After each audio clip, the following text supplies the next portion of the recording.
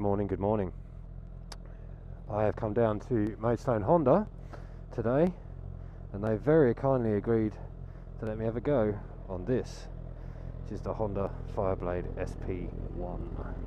So I'm going to take her out for a spin, and you guys are going to come along with me. So you're going to see my very first impressions of the bike as it happens. What's this dude doing?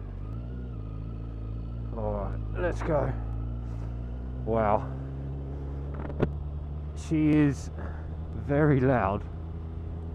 Ooh, I had to look then to see where the indicator switch was, because strangely the horn is above it, which I have a feeling could lead to people kind of spamming it. Alright, let's get going. Warm up these tyres. Woo! Yeah, she's quick. She's quick. She's running on the Pirelli Supercorsa SPs. Never really been a fan of the SPs on the road, if I'm honest. The Supercorsas generally in the UK, awful tyres for the road. People have different opinions. I know some people are Pirelli guys, so I'm more of a Bridgestone man, so not going to lie there. But what I'm going to do is I will take her out to the motorway first and foremost, so we can see what she's like on the road, and then I'm going to take her down some twisties, which I know very well, and will really put her through her paces. But immediately there's oh fucking hell, yeah, you can tell she's got Olins on her. As soon as you hit a bump, that's it, your testicles are going through your fucking throat. Quick shift was very smooth, just knocked it up a gear and it's extremely smooth, extremely smooth. Yeah, get off your phone, mate, and actually concentrate on the road. How about that? Penis. Yeah, so, yeah, I don't know, one of those things for me. It's, as I say, interesting, you can turn the quick shifter off on this by the looks of the display. I do like the dash, it's very, very colourful, and obviously you can see you've got the electronically adjusted Olins on the front and on the rear, as you'd expect for paying this kind of price tag for a bike. I think this one is, I think it's 19 grand. I'm going to have to double check, and I'll put the actual price in at the end of the video. But yeah, it's one of those things where I don't know right now. I mean, it's too early to say because I've just gone straight onto the motorway with it. How do I feel on the motorway right now? Usual seating position. I'm not all the way back in the seat, but at the same time there's a bit of gap between me and the tank. I don't feel, I'm 6'2", I don't feel like I'm being stretched at all. It just feels very nice, and you know, it just feels like it feels, to be fair, I suppose it is one of those, I shouldn't say this, but it's one of those super bikes you could tour on, and that to me is a very strange thing to be able to say, just purely and simply because I wouldn't necessarily go touring on one. Okay, right, let's see if I can actually find the indicator switch. There we go. Yeah, just, I don't know, it's very well made. Looking at the build quality on it, I mean, we'll have a proper look around it when we stop, but looking at the build quality on it, it is amazing. It is it's very, very well made. The screen is smaller than I thought it would be. I don't know why, I was just expecting something bigger. I guess I've seen the screens on the Triumph videos and on the KTM videos and on the R1 and whatever, they just look bigger. I'd be interested to see if when BMW update the S1000RR, which I think they're doing this year, that if it's gonna have a TFT screen.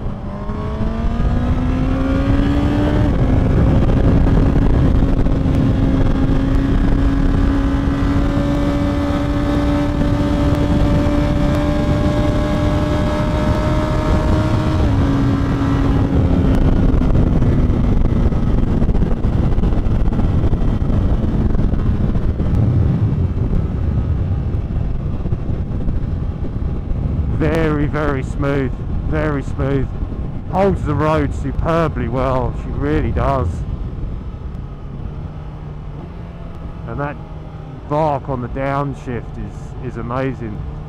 I'm interested to know why her exhaust is so loud, considering this is Euro 4 and they're supposed to strangulate the bikes. I'm confused as to why it's as noisy as it is. I'm not too sure on that. I have got there's a slight ache coming on in my right hip now. Oh, that'll rattle your feelings loose. I was, to be fair, funny enough, I was advised by the dealership not to put it in mode 1 on the road, because he said that the suspension is so firm at that point it will rattle your teeth loose. So that's interesting to know. So begs the question, is this a track focused bike? Well now, is it a track focused bike? Good question. Would you spend that amount of money on a track focused bike? So what I'm going to do in a minute is when we get to kind of like my halfway point, where I like to stop, I'll take you for a walk around the bike and give you some lowdown on a few things,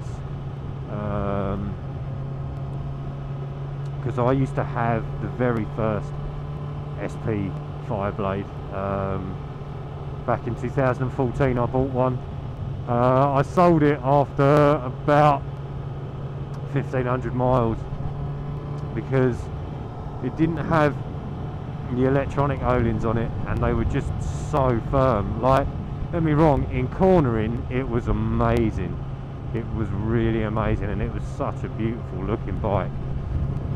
But also, one of the other things that happened was when it was in the wet, the paint, the red in the paint would run at the front, and I sort of flagged this with Honda, and they said, oh yeah, it's vibration in the panel, it's meant to happen. I mean, don't get me wrong, this feels precision made.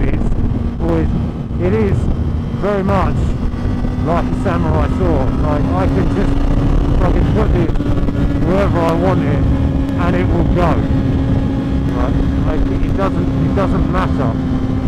It doesn't matter. It's just got it. It's just there. I just wind it on, stick it in, and she goes.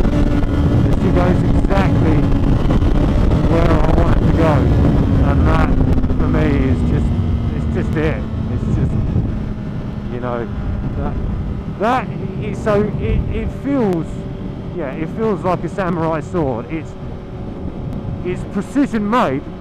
Don't get me wrong. It's like BMW, with the S1000RR. That was so disgustingly clinical. It was so good. I couldn't actually hate it. See, now the clutchless downshift just then, not as smooth as on the Panigale. You get a real kick. On the Panigale, the 1299, I mean, it was really, really like silky smooth. It was just sublime.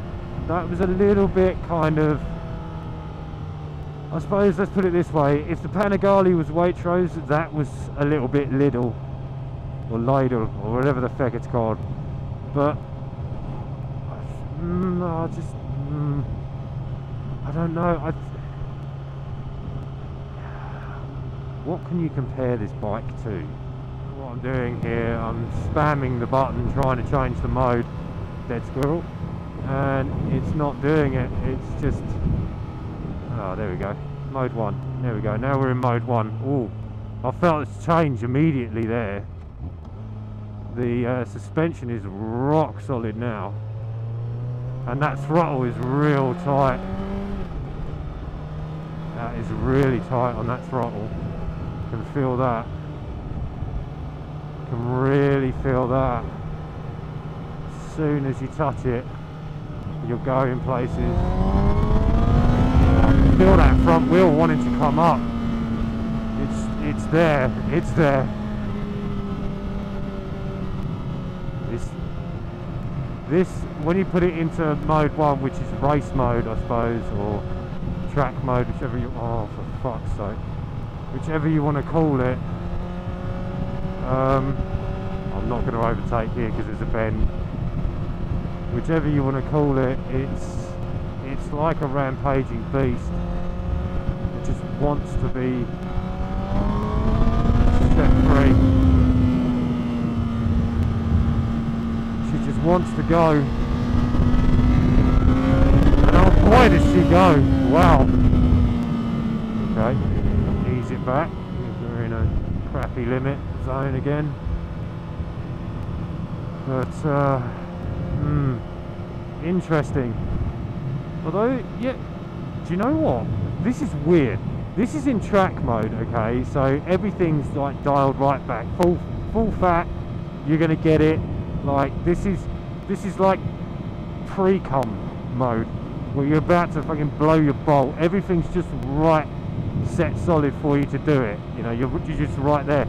Yet this feels more comfortable than what they call road mode or mode 2. It's weird.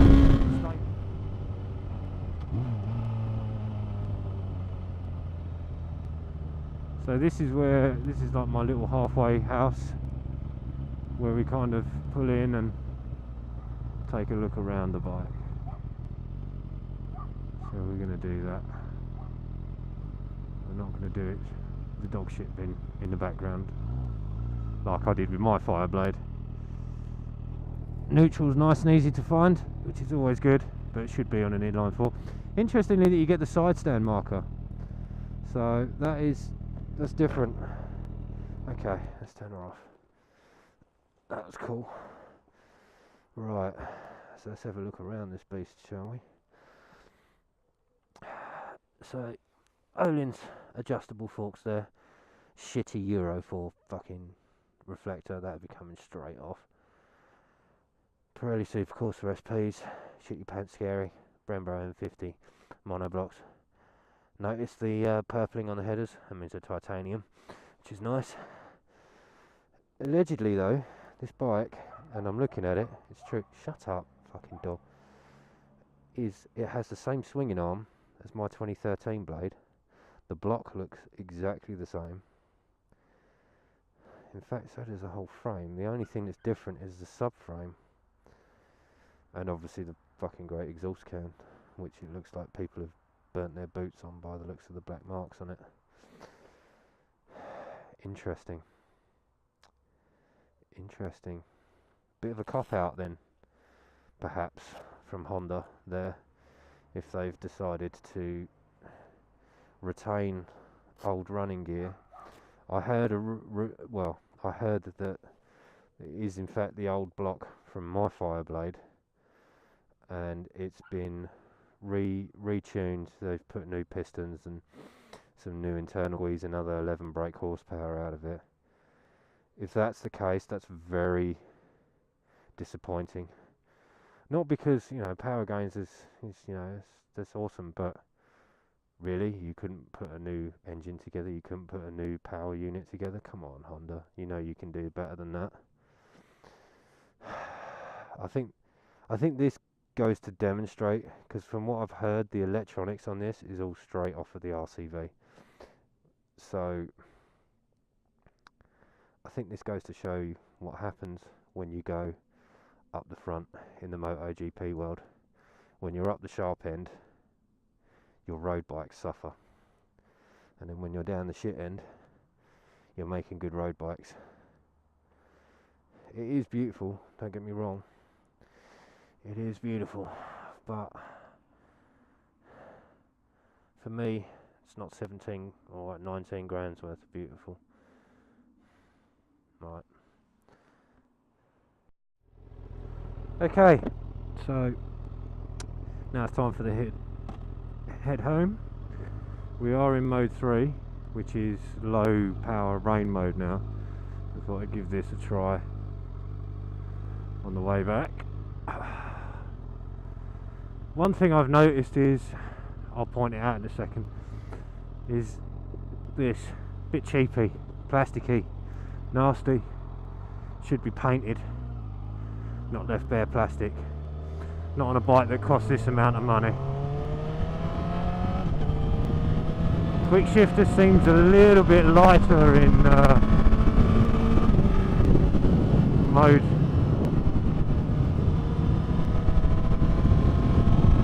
3, but the throttle is that's full power, so it's a lot lighter. It's a lot lighter. This feels kind of, I suppose, like my 600 in normal. My 600 does in normal mode, so kind of gives you the super sport experience. That's what they should call that mode, the super sport experience. No one's going to buy, and to be honest with you, no one's really going to buy this when they can have the R1M. And I know that sounds nasty and what have you, but the R1M's more powerful. It's got more track experience and what have you than this has got, you know, and it's a new bike. It's not like Yamaha, you know, Yamaha tried to bring you as close as possible to a MotoGP bike. You know, their M1 is what they tried to bring you with the R1 and the R1M. Particularly the R1M. The R1M is pretty much as close to a road-going MotoGP bike as you can get, minus, you know, it's probably down about 60 horsepower, but still, the point being that they could have done, Honda had an opportunity with this bike because they delayed it and delayed it and delayed it. They had an opportunity with this to really get it right, and don't get me wrong, they've improved, but if you want my honest opinion, what this is a facelift. This is a facelift model. This should not have been, yes, this is the new blade. This should have been a facelift model because it's not, I'm lost. It's not the, I don't think this is the finished product. I'm going to be honest and say that. I don't think this is the finished product. I think they could do better. But, you know, just, for me, this isn't it. This isn't it. It's not. I'm just like, no, this is not. This would not convince me to part with that kind of money. It wouldn't. It's a good bike, don't get me wrong. It's a very good bike, but it's not worth that kind of money. This for me is 15 grand, no more. And what's on this, bar, okay, let's say the electronic suspension, should have been on the standard FireBlade. It should have. But no, I just can't help but think it could have been so much better.